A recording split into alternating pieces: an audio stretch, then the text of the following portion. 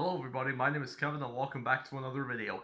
And today I'm talking about the second album from Pink Floyd, A Saucerful of Secrets. So, after one pretty good psychedelic rock album, Sid Barrett being in Pink Floyd was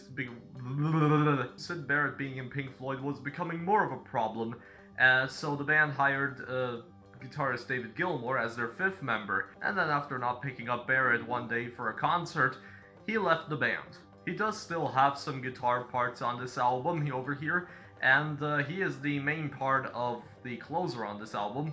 I'll get to that. And this second album, when it was released, it got positive reviews and negative reviews, as was expected for this kind of stuff at the time.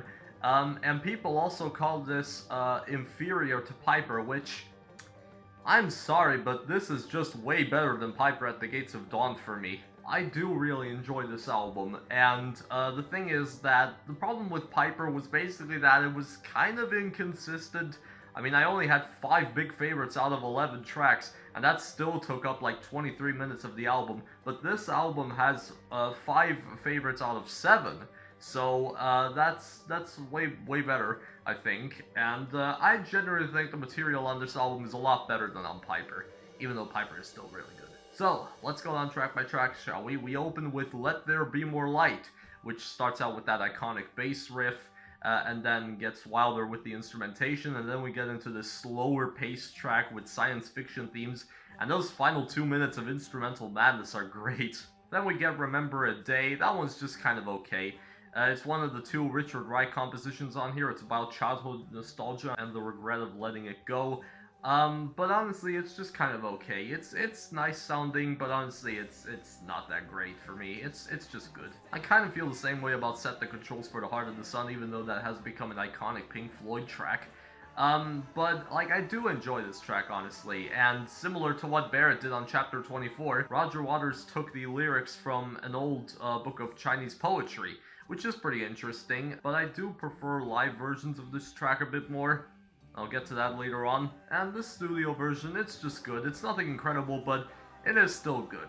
But this is where the album really starts going for me. Corporal Clegg is a sarcastic song about war, I suppose. I mean, it is also about Waters' father, as he has said, because his father died in 1944, and this track is about this corporal basically, having won his wooden leg in the war, and there's a lot of horrifying themes, like he wonders if the people will be proud of him when he sacrifices himself, or if they will just laugh at him. His wife has become an alcoholic, and then there's kazoos. Yeah, this track is very strange. It has these very weird verses, these pretty dramatic verses, and then there's these weird kazoos as the chorus, I suppose. And, is it weird to say that I really enjoy it? I mean, I think the whole thing is really catchy. The verses are really catchy and I like them, and the sarcastic messages about war.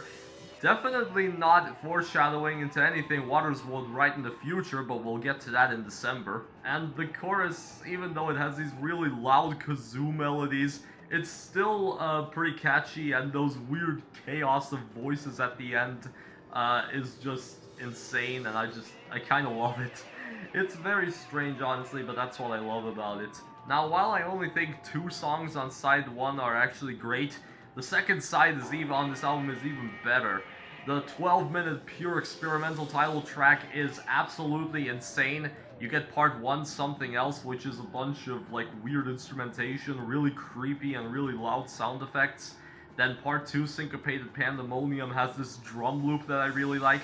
Richard Wright going crazy and pounding his grand piano with his fists, and David Gilmour playing some pretty insane guitars, which are just slide all over the place. And then part 3, Storm Signal, is just a bunch of nice organs over some rumbling, I suppose. And finally, part 4, Celestial Voices, is basically what the title implies. It's some really nice organ stuff, and also some wordless vocals in there just for fun. I mean, not really for fun, but whatever. So, I don't exactly know what this song is about, but there are 2 propositions. One is that this whole track is basically an LSD trip, similar to what happens on a few tracks on Piper. And the second one, which Waters proposed, is that it's about war. Like, part 1 is like the setup of the war, part 2 is the war itself, then part 3 is the view of the dead bodies, and then part 4 is the mourning of the dead. Whatever it is though, I love the crap out of the title track, it's insane and I just love it. And then Seesaw, the second Richard Wright composition. I enjoy this one a lot more than Remember a Day, actually. It's a lot prettier, it tells the story of a weird brother-sister relationship, but as I said, it's prettier and it's all around more enjoyable, honestly. Finally, though, the album ends with Jug Band Blues, the only composition by Barrett on this entire record. And in this song, he basically sarcastically thanks his band members for letting him be in the band, and he also sarcastically thanks them for, you know, putting this song at the very end of the record, because people have probably already forgotten about him and they still wanted him to be remembered. But this song is basically, it's been described as the sound of insanity, because in the middle of the song, a Salvation Army band starts playing, and the band wanted them to play whatever they want. And yeah, it's basically these very off-key, you know, brass band melodies over this very nice instrumental of Pink Floyd stuff, you know, some acoustic guitar stuff. And then it just gets very, very strange and off-key. And then at the end, Barrett once again does his acoustic guitar thing. Honestly, it's a really nice closer. It's one of my favorites on here. I love it. And this is a great swan song for Sid, to be honest. So yeah, that's A Saucerful of Secrets. As I said, I enjoy this a lot more than Piper. The songs on here are really great, except for a couple ones which are just good. But as I said, the album is more consistent, and there's a lot more that I enjoy about it, and there's, once again, an experience here to be had, unlike anywhere else. Also, I'm sorry if this video was just kind of me rambling a lot. I am not feeling very great today mentally, and honestly, recording this video was kind of a chore. But still, I managed to get this one out, thankfully. So yeah, as I said, Saucerful of Secrets is great. I'm giving it my full-on recommendation, and I'm overall feeling a 7.7 out of 10. But of course, this is all just my opinion. You can feel free to disagree with anything I've said, but if you have any opinions, you can leave them in the comments below. I will see you next time. I'm Kev from Pest, and you've just learned a bit more about music today.